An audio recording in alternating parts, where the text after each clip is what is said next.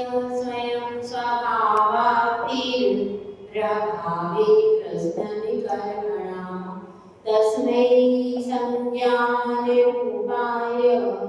नमोस्तु परमात्मने। पंच परमेश्वरी भगवान की जय। एक हजार श्री शांतिनाथ भगवान की जय। परम पूज्य आचार्य श्री आदि सागर महाराज की जय। आचार्य श्री महावीर कीर्ति महाराज की जय। आचार्य श्री पूनम सागर महाराज की जय। आचार्य श्री तपस्वी सम्राट सन्नति सागर महाराज की जय। आचार्य पूर्व सुंदर सागर महाराज की जय। अहिंसा महेश्वर धर्म की जय। चिन्वाणी माता की जय। जल प्रचारिका स्नेहवती माता की जय। कोई भी कार्य प्रारंभ होता है तो एक दिन उसका समापन भी होता है। जैसे कि बादल बरसता है तो वह धीरे धीरे खाली भी होता है। सूर्य चलता है तो बाद में अस्त भी होता है। हर कार्य जिसका प्रारंभ है उसका अंत भी है। ऐसा कोई लौकिक कार्य नहीं है जिसका प्रारंभ हुआ है और अंत नहीं। लेकिन अंत में क्या मिलना चाहिए और प्रारंभ में क्या होना चाहिए? अंत में क्या मिलना चाहिए और प्रारंभ में क्या होना चाहिए, यह सब सोचते हैं। भले ही मध्य में कुछ ना मिले लेकिन अंत में तो पल को दुनिया चाहती है। इसी प्रकार से अब अपनी कहानी आगे चल रही है। उस कहानी का भी एंडिंग पॉइंट आ गया। एंडिंग पॉइंट में अब वो दो दीक्षार्थी तैयार हो गए दीक्षा के लिए तैयार हो गए हैं और तैयार होकर के गुरु चरणों में आ गए। उनका बेटा उत्तर कुमार भी पूरे देखने के लिए आ गया है कि अब यह कैसे श्रीफल चढ़ाते हैं। वह भी सब समाज के लोगों को अध्यक्ष आदि को लेकर के आ गया है और गुरु चरणों में सब लोग बैठे हैं। अब निर्णय यह हुआ है कि प्रवचन के बाद क्या होगा, दीक्षार्थी श्रीफल भेंट करके गुरु से अनुमति लेंगे। ऐसा निर्णय हुआ है। लेकिन गुरुदेव ने उनको कहा कि आप प्रारंभ में ही अपने कार्य को कर लीजिए, क्योंकि गुरुदेव को लगता है कि कुछ विघ्न आ सकता है, इसीलिए गुरुदेव दूरदर्शी होते हैं। अभी बहुत सारे लोग वहां पर नहीं आए, तो गुरुदेव ने प्रवचन के प्रारंभ होने से पहले ही दोनों का श्रीफल चढ़वा दिया। उसके बाद में सर्व समाज के लोग और अन्य लोग वहां पर पहुंचे और गुरुदेव से निवेदन करते हैं कि गुरुदेव अब इन लोगों की शक्ति छीन हो गई है। क्या हो गया? अब ये भ्रष्ट हो गए हैं, इसकी स्मरण शक्ति भी कम है, तो ऐसा महाव्रत और ऐसे संयम को कैसे पालन करेंगे? क्या प्रश्न रखा कि भाई इनकी शक्ति छीन हो गई है, इनमें इतनी बुद्धि भी नहीं है, तो ये संयम को कैसे पालन करेंगे? तो गुरुदेव कहते हैं आपकी बात स्वीकार है। इनकी शक्ति कैसी है? कम है। इनकी बुद्धि कैसी है? कम है। आपकी शक्ति कैसी है? उत्तर कुमार से आचार्य श्री पूछ रहे हैं आपकी शक्ति तो पूरी है? गुरु ने आपकी बुद्धि तो पूरी है। हाँ, तो फिर आप आते समझ में आएगा। उनकी शक्ति कम है, उनकी बुद्धि स्मरण शक्ति शून्य है, तो इसलिए आप कह रहे हैं कि ये पीछे हो जाए, तो फिर आप आगे आ जाइए, क्योंकि इसके आधार पर यदि संयम लेने का निर्धारण करना है शक्ति और बुद्धि के आधार पर, तो आप सबकी शक्ति पूरी है और बुद्धि पूरी है, तो आप लोग दीक्षा लीजिए। तो गुरुदेव कहते हैं शरीर की शक्ति और मस्तिष्क की बुद्धि कभी भी दीक्षा के लिए कारण नहीं।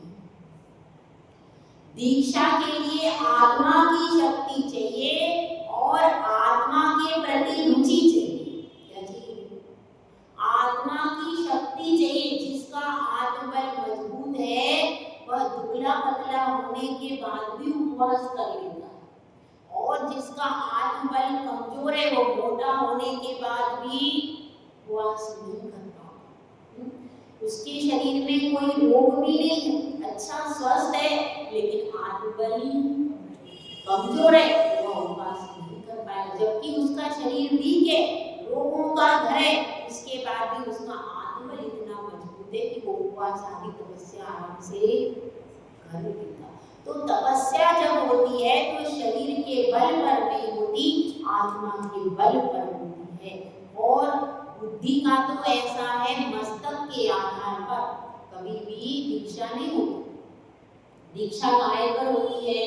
व्यक्ति के भेद विज्ञान के ऊपर, वैराग्य के ऊपर दीक्षा होती है। यदि बुद्धि के ऊपर दीक्षा हो तो कभी कभी बुद्धि चलती है, कभी कभी बुद्धि मंद भी हो जाती है, तो बुद्धि के आधार पर दीक्षा नहीं होती।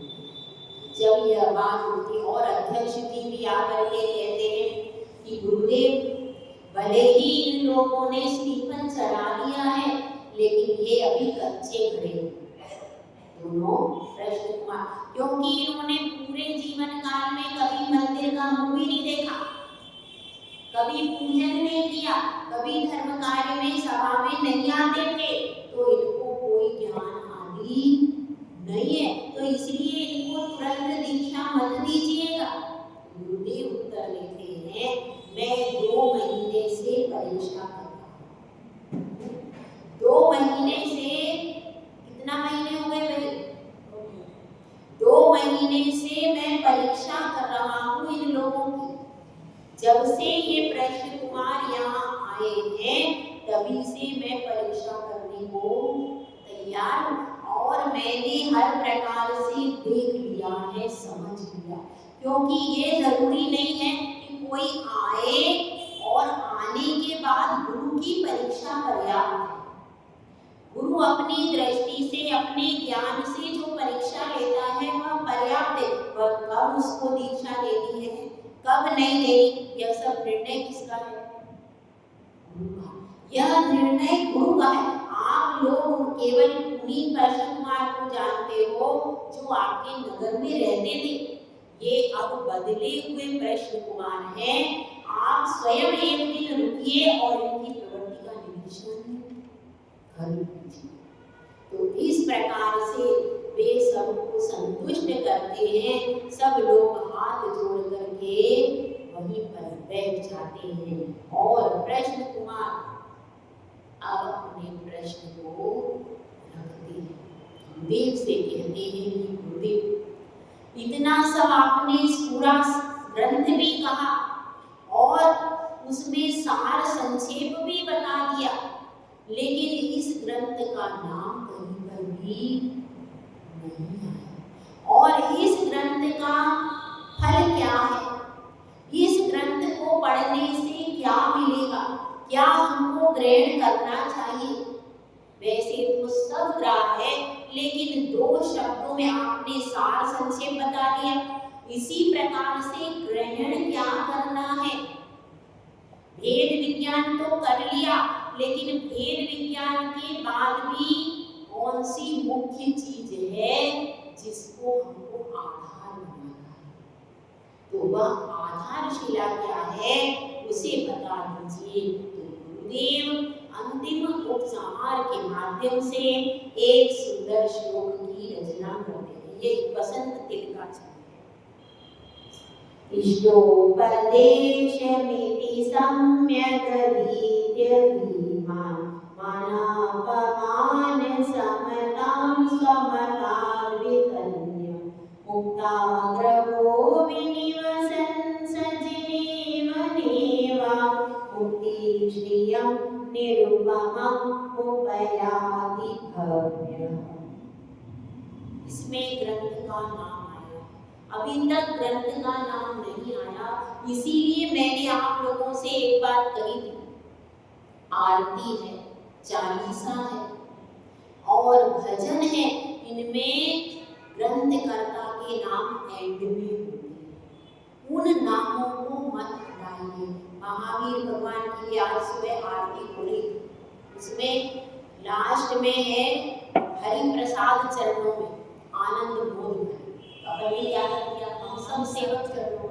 इससे क्या होगा, आपके साहित्य की प्राचीनता खत्म। उसको किसने लिखा है कुछ पता ही नहीं, वे किसने लिखा था शास्त्र, उससे हरि प्रसाद से पता चलता है हरि प्रसाद कवि कब हुए हैं, उन्होंने किस सन में लिखा है, उस सन में कौन कौन राजा था, कौन कौन सी घटनाएं।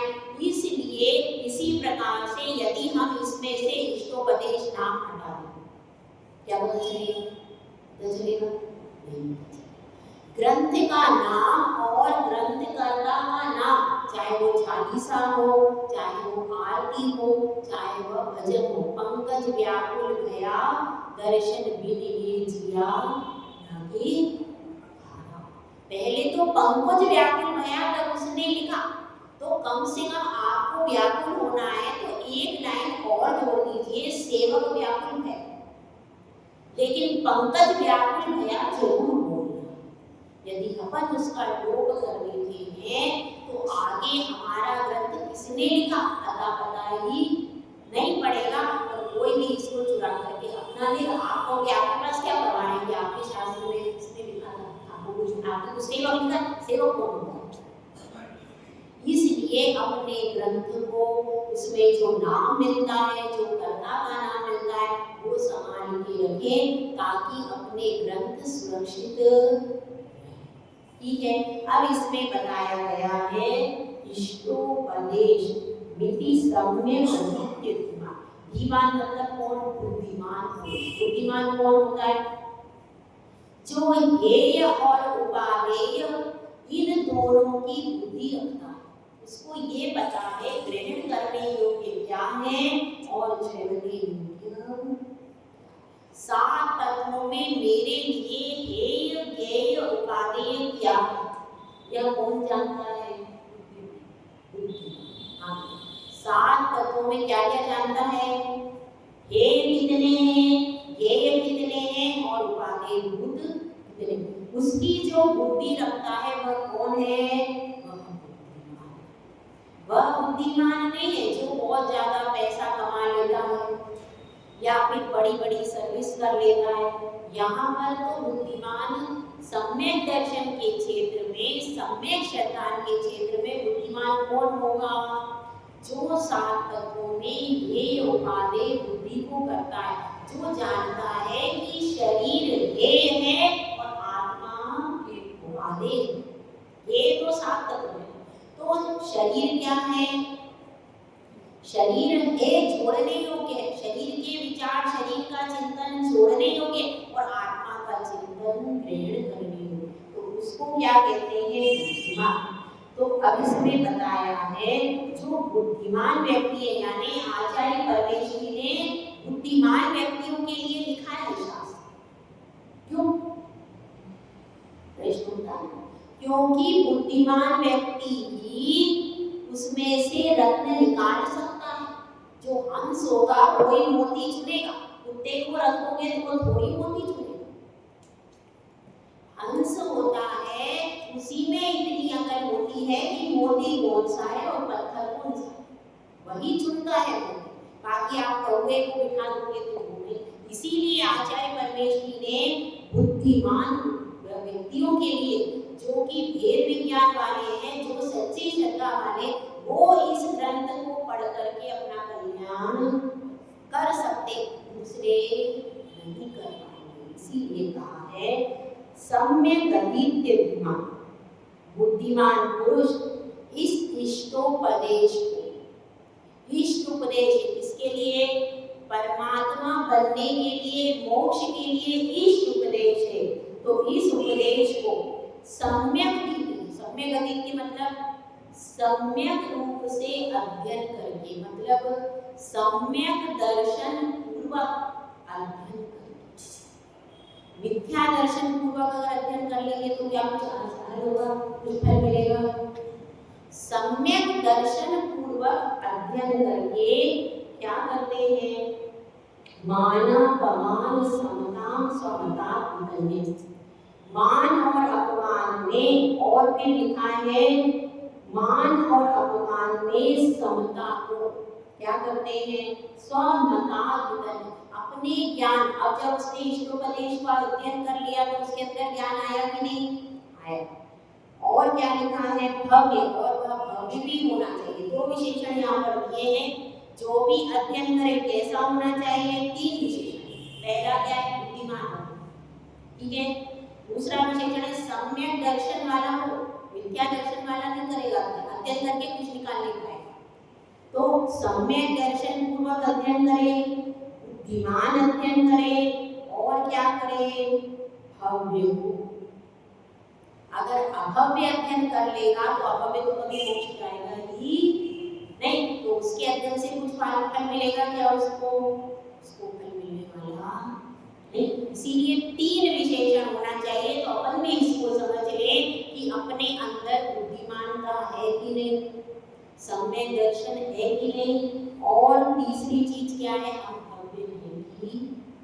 ये तीन विशेषण यदि अपने में है तो अपन क्या कर सकते, तो हम किसी भी शास्त्र का अध्ययन करके और उसके रहस्य को प्राप्त करेंगे। यदि हमें तीन विशेषताएं नहीं है तो हम कितना ही प्रयास करें तो भी उसमें से रहस्य को निकालकर अपना कल्याण नहीं कर पाएंगे। अब उनमें और क्या क्या विशेषताएं होना चाहिए ये गुरुदेव ने बताया है।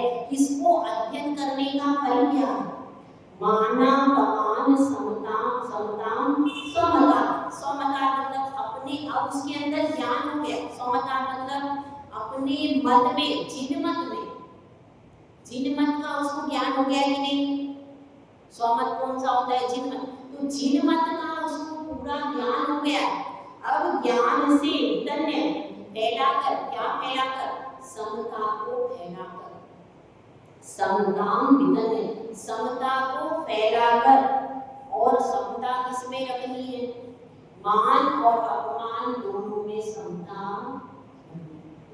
अब यहाँ पर एक प्रश्न उठता है कि क्रोध, मान, माया और लोभ, चार है ना विकारी हरिनाम दशाएं। तो यहाँ पर आचार्य परमेष्ठी ने मान को क्यों, हाँ बराबर,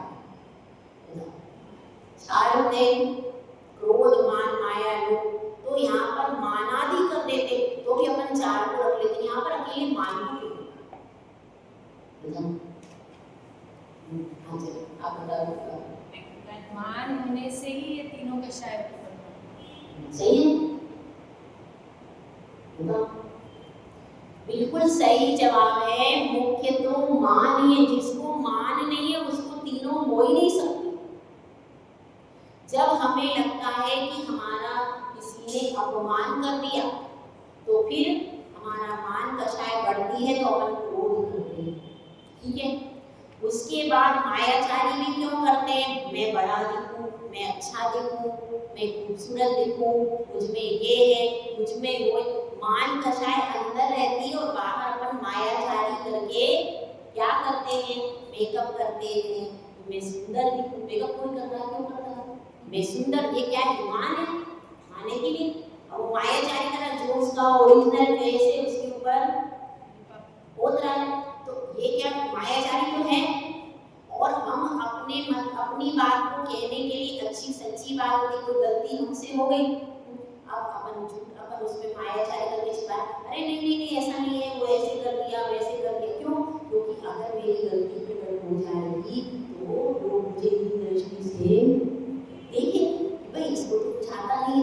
तो इसलिए अपनी अंदर मान कषाय होती है, बाहर क्रोध आता है, मायाचारी आती है, और लोभ भी तभी आता है। अगर अंदर मान कषाय नहीं है तो लोग किस चीज का करेंगे।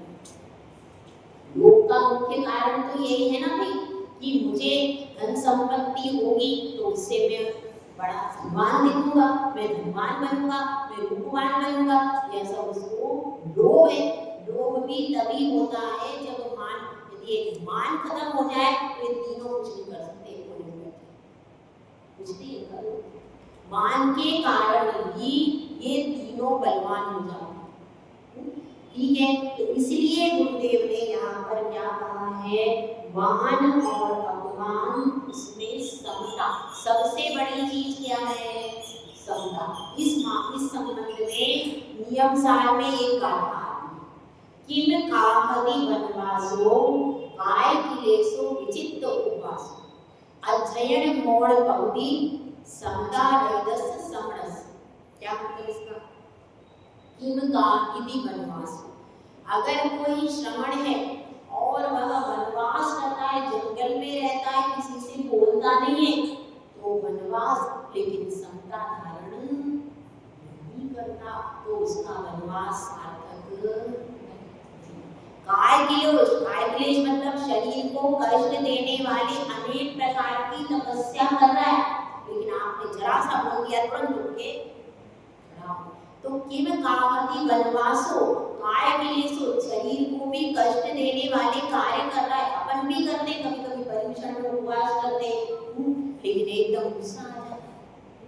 तो काय क्लेशो विचित्र, और विचित्र प्रकार के शीर ताकत कभी कभी उपवास कर रहा है, विचित्र उपवास हो, अध्ययन दिन भर अध्ययन करता है, मौन रहता, ये सारा कुछ करता है, लेकिन एक समता नहीं करता, तो उसकी ये सारी क्रियाएं, चूंकि वो समता धारण नहीं कर सकता है, इसलिए निरर्थक।